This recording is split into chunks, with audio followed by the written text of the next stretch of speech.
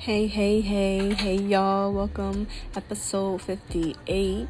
And I just want to say welcome to all my viewers. And we just going to get right started. So, as y'all saw, we doing a Coffin set. Super easy, super simple. So, I won't really be doing too much talking or explaining. And yeah, as you can see, I'm just filing, tapering my sides and my bottom, my tip there. And then after that, I'm going to go in with my sanding band and just remove the shine. And as you already know, I'm going to start reading a chapter once we get to the acrylic part. And so what else? Also, to recap, from the last chapter, Big South or whatever, definitely just made his move, kissed the girl, whatever. And she just let him. But yeah, if y'all really want to really get into the details, I would suggest y'all watch the previous video, or if you guys don't really care to listen to this at all, y'all can definitely just mute, or because that's why I only do it for the acrylic part, just because I feel like acrylic is cool and all that, but sometimes it can get like, I don't know, not boring, but it's just like, you want something to listen to or whatever, or I don't know, that's just me. So, but like I said, if you don't care for any of that, you can always just mute it and then just unmute it when it's over, because I'm still going to be playing the tunes or whatever. So I'm just putting that out there, because I'll be forgetting to say that. And yeah, I mean, y'all probably already do that anyway, but I'm just letting y'all know I definitely don't have an issue with that. Because why should I? Why would I? But yeah. So without further ado, let's bring in the tunes, and I'm gonna exit stage left. I kicked her right out of the front door. I'm picky, yeah. And every time she go to call my phone, I'm busy, yeah. Hello. I heard it's some niggas that's on my head. I heard it's some niggas that's on my brain. Oh my God. Y'all niggas bet you'll be for y'all, I'll be dead. Whole lot of hoes, whole lot of meds. Yeah, whole lot of clothes. Nigga be stealing my sweat. Whole lot of emeralds. Please tuck your gas. Yeah, whole lot of red rubies on my neck. Pussy, it came with a team. And the brick, it came with a bit. I can teach you how to flex. And the Draco, it came with a bitch. The condo, it came with a pit. My new bitch, she came with some dick. Man, they probably believe me, so I pulled up in my niggas on switch. Man, they probably believe me, they thought I believe in the devil and witch. Man, they probably believe me, a real rock star from all of my beat. I pretty fucking, I see me, that's why I be living my life like I'm Stevie. Wake up beside you, my bitch, I got on that tissue, I leave it a G. I turned to an addict, I bought me a paddock, I brought her a baby. Okay, y'all, acrylic time. So you already know it's time for the reading. Alright, so we is on chapter 5, and we gonna get into some Everett point of view, but right now it's just Joe. And this is pretty, like, this is a short chapter, so it's 4 pages, so it'll be a lot of tune playing after. So I'm gonna just get started. So Joe. I have an obsessive personality. It's something I inherited from my mother, one of the hallmarks of her mental illness. I was just fortunate I hadn't inherited her other issues. The obsessive personality was more than enough of a burden. It makes you dissect and scrutinize the smallest of incidents, turn situations over in your head endlessly, analyze every syllable of an old conversation, ask interminable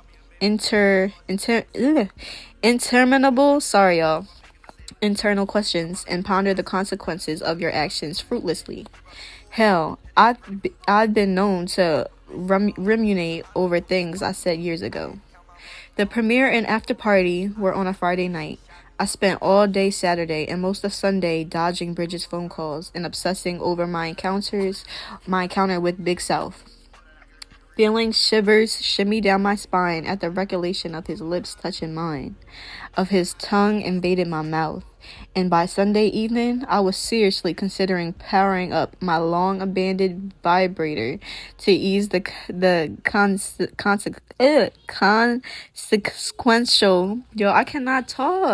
consequential sexual tension that was inundating every cell of my body. I hadn't had sex in a couple of years. Not since before Sid and I separated when I was 6 months pregnant. After I had met, I was too preoccupied with learning how to take care of her, since I had no one to show me to even think about sex. My mom died a few years before I met Sid, so she couldn't teach me. Therefore, the motherhood learning curve was steep for me and required too much brain power for me to be worried about a penis. Up until that night at the club, my pelvic region had been hibernating. Big Self had awakened, and now everything down there was acutely alive and active like molecules colliding in the atmosphere. It felt as if someone was throwing a damn rave in my yoni. I was never one to be starstruck, so my obsession had nothing to do with the fact that he was Big South, aka Southie, aka Big 12, aka the national champ of rap. Yeah, he was a celebrity, a gorgeous one with strong, chiseled features. But what had my brain roaring was his effect on my body.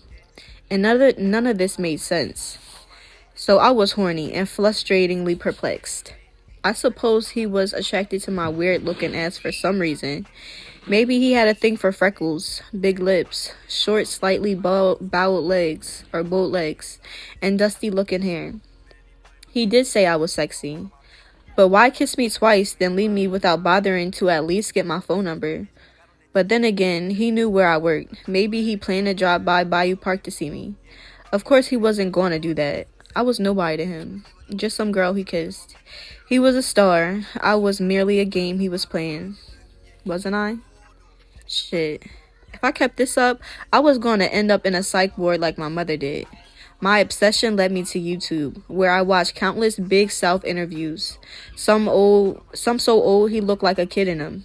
Chubby and baby face. His name originally came from his love of college football. Big South as well as Big 12. One of his other monikers were NCAA conferences. The national champ was another nod to his love of football. But one would think Big South was derived from the fact that he was from the South and overweight when he first hit the rap scene. A big, tall 18-year-old from Houston who spit witty rhymes with a distinct Southern drawl. At 20, he adopted a healthier lifestyle, eventually morphing into 6 feet, 6 inches of chiseled muscle, transforming him into a talented rapper who was also seen as a sex symbol. By 22, he was in a relationship with British supermodel Esther Reese, a gorgeous 6-foot, dark chocolate Barbie doll of a woman who was 15 years his senior. The two were on serious couple goal status for anyone who saw them together. And as mismatched and unlikely as their pairing was, they married just 4 months into their relationship. Less than a year later, their daughter was born. The whirlwind relationship lasted another 5 years, spawned South's acclaimed album E2, A Love Letter to Esther, and ended after he cheated on her. As far as I knew, neither had ever married again, but both had been linked to several other celebrities in the tabloids and on the gossip blogs. Big South was a documented womanizer who made y'all know what the word is. I could never pronounce this word right. But yeah, y'all know. Music and disrespected a woman in my presence. Hell, he even made assumptions about me. Yes, he apologized for it, but that still didn't explain why on earth I let him kiss me. That's what I'm saying. Kissed him back and was so completely and utterly turned on by him that I was sitting in my home overheating. Maybe I did need to find me a man so I could stop lusting after him. One thing was for sure, I needed to do something to get myself together. Pause. So yeah, that's what I was thinking. Like, it's gotta be the way he looked, his game, how he came up on her and all that. And then the fact that she hadn't had it in a while. If she was like on her shit or whatever, on her game, like, she probably would have been like, boy, what, bye. But I can see. Okay. So back to Everett's, not back to, but we're at Everett's point of view. I had to fly to New York City for some meetings after the movie premiere and was supposed to head to Houston, my hometown, and the only place where I owned a home. Afterwards, instead, I headed back to LA thinking I figured out a way to see Joe again. Yeah, she was still on my mind. I was standing at the window in VIP that night when I saw her, or actually, her hair moving through the crowd. At first, I wasn't sure it was her. I mean, yeah, her hair was unique. Never seen her hair so big and full and bouncy and soft looking before. But I still watched her for 10 or 15 minutes before I was sure. The original plan was for me to contact Phil, the screenwriter I've been knowing since back in the day, and kick it with him and his people that night. But after I saw her sexy ass in that tight little dress, my plans changed. I sent that butler dude for her, told him not to tell her or anyone else who was sending for her. And it took him so long. I thought her mean ass had refused to come up there. So I hit the toilet and was surprised and happy as hell when Dune told me she was in the room. She looked so good up close. I kinda lost it in my head. The only thing that bothered me was that her makeup covered those freckles. But she still looked beautiful in a way that only she could. I found it hard not to touch her, which was crazy because I didn't even know her. And when I kissed her, I felt some shit I'd never felt before when I tasted those big, juicy lips of hers. Had those freckles been showing, my ass might have really lost it up in there right in front of Tommy and her friend. Those freckles turned me the hell on for real. Anyway, on the flight back out to LA, I came up with a solid plan of how I'd get to see her again. As soon as we landed, I headed to my penthouse suite at Lee La Rouse to get the ball rolling. I always stayed in that suite when I was in LA since Esther got the house I once owned there in the divorce. That whole shitty mess made me not ever want to buy a house in LA again. The penthouse suite was expensive, but I never stayed long in the past. If something popped off with Joe, I'd have to rethink things. Maybe get a little condo or something. Damn, I was planning a future that involved a woman who openly talked shit about me to my face and turned me all the way on while doing it. I hadn't had the desire to do more than screw a woman in a long time. But Joe, for some unknown reason, I believe I could build something with her. And for the first time in a long time, that was what I wanted. To build something. Something real. And I wanted it with her. And as mean as she was, I could tell from the way she always looked at me and from what I felt from her when I kissed her that she was down for the same thing. Or at least I hope she was. And that's ending chapter 5. Y'all, I know, that shit is wild. We will be starting with Joe on the next chapter, the next episode. So, y'all stay tuned, okay? Yeah, because it's just starting, y'all. It's just starting. So, yeah, I ain't got nothing else to say to y'all, or about this. Like, I already said it, shoot. She knew what the hell was up. And, yeah, I don't know. Like, I mean, I can understand, too. So, it is what it is. But, yeah, let me know y'all thoughts in the comments below if you feel comfortable. And, yeah.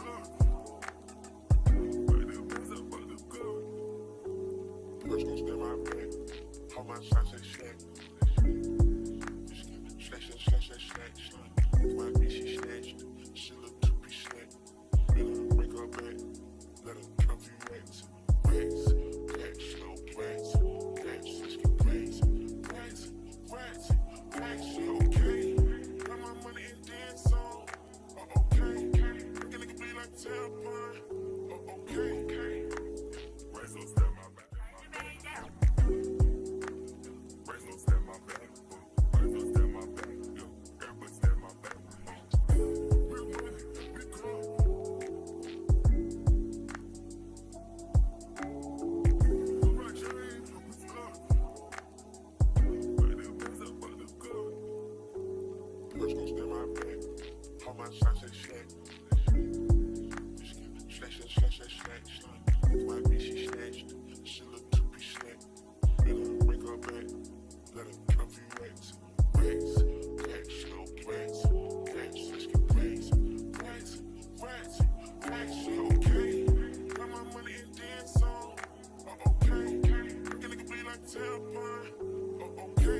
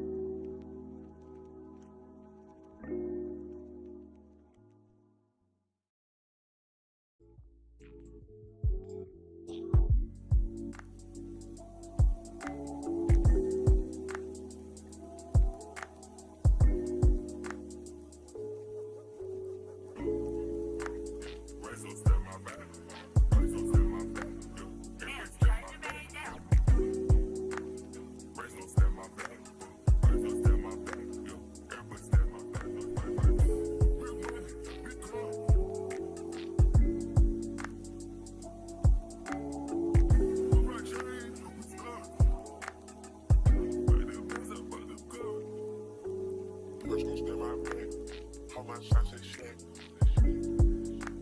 Slash. My bitch, she snatched. She look to be slack. Let her break her back. Let her come for rats. She don't rats. Let's get rats. She okay. Got my money and dance on. Oh, okay. Make a nigga be like tailpine. Oh, okay. Rats don't step my back. Rats don't step my back. Rats don't step my back. Everybody step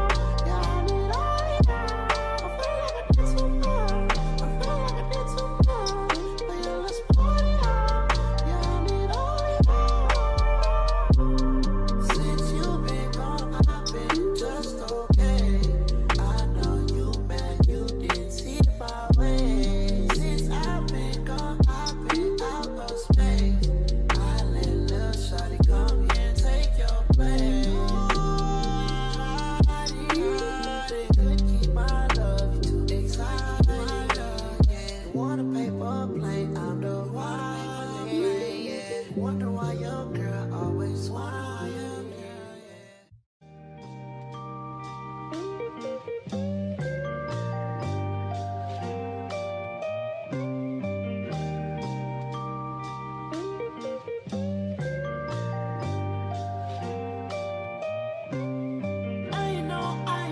I know that you're drunk. Tell me what you want after this club. You know you're nasty. Don't move around in my house, call a taxi. I'm picky with my women, I'm deciding. Call me to your crib and I'm sliding. I'm picky with my women, I'm deciding. Call me to your crib and I'm sliding. First things first, let me get that introduction. We on a long road to self-destruction. You so in love, you ain't gon' tell me nothing. Let me get this clear, 'cause I had no idea. I feel like I did too much. I feel like I did too much. So let's get naughty, yeah, I need all y'all. I feel like I did too much. I feel like I did too much. But yeah, let's party, yeah, I need all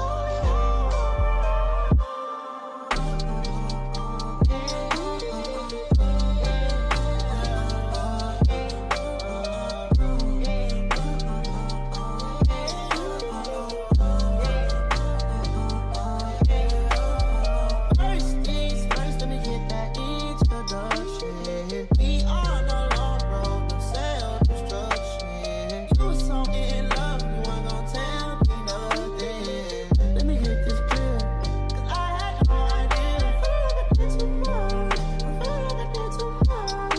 So let's get naughty, yeah, I need all y'all. I feel like I did too much. I feel like I did too much. But yeah, let's party, yeah, I need all y'all. Since you've been gone, I've been just okay. I know you mad, you didn't see my way. Since I've been gone, I've been out of space. I let little shawty come here and take your place. They could keep my love, you too excited. Want a paper plane, I'm the one. Yeah. Wonder why your girl always want you.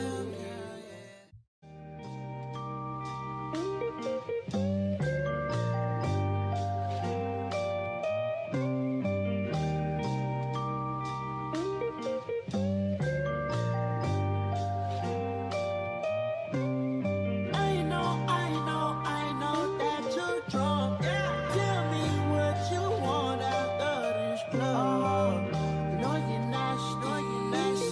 Don't move around in my house, call a taxi. I'm picky with my women, I'm deciding. Call me to your crib and I'm sliding. I'm picky with my women, I'm deciding. Call me to your crib and I'm sliding.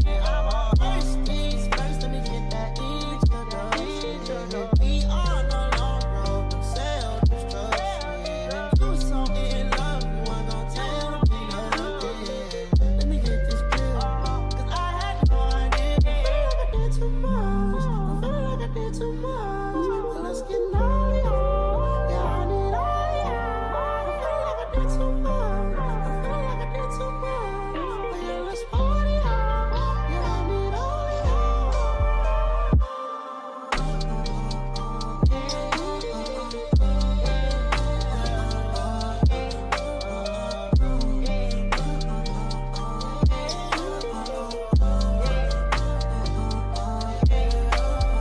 First things first, let me get that introduction. We on a long road to self-destruction. You so in love, you ain't gon' tell me nothing. Let me get this clear, 'cause I had no idea. I feel like I did too much. I feel like I did too much. So let's get naughty, yeah, I need all y'all. I feel like I did too much. I feel like I did too much. But yeah, let's party, yeah, I need all y'all. Since you've been gone, Okay, y'all, thank y'all for so much for viewing this video and for watching if you watched the whole way through.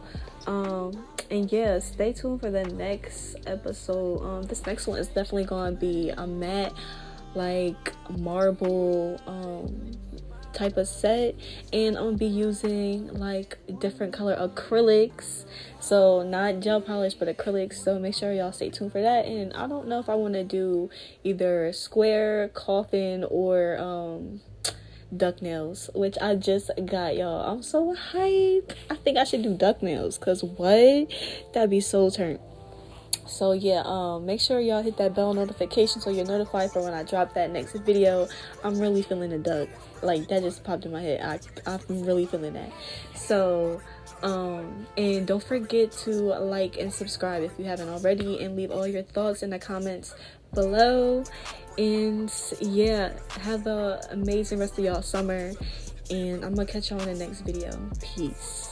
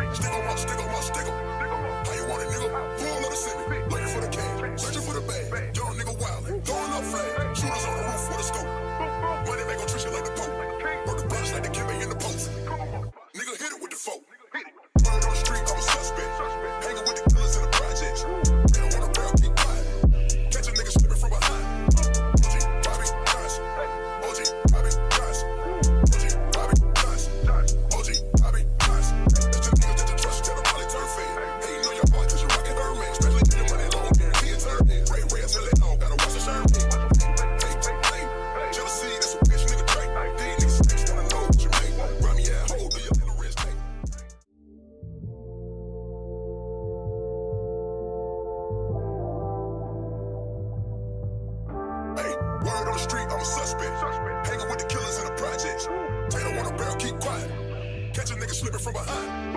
OG Bobby Johnson. OG Bobby Johnson. OG Bobby Johnson. OG Bobby Johnson. A nigga out like an outbreak. Chopper start to make the house shake. Nigga sweeter than a pound cake. Eyes on your chin, better watch what your mouth say. Lean with the footballs, got a nigga tripping. Bucket, nigga keep sipping. AK with the beam on it. Clip so long I can lean on it. My nigga like behind ball. Move 100 pounds for a you beat the charge. Tap down in the belly, watch a fuck. If a nigga try to rob, fucking hit him with no. Word on the street, I'm a suspect. Hanging with the killers in the projects. They don't want a barrel, keep quiet. Catch a nigga slipping from behind. OG Bobby Johnson. OG Bobby Johnson. OG Bobby Johnson. OG Bobby Johnson. 100 bands on your head, get the job done. Throw it up.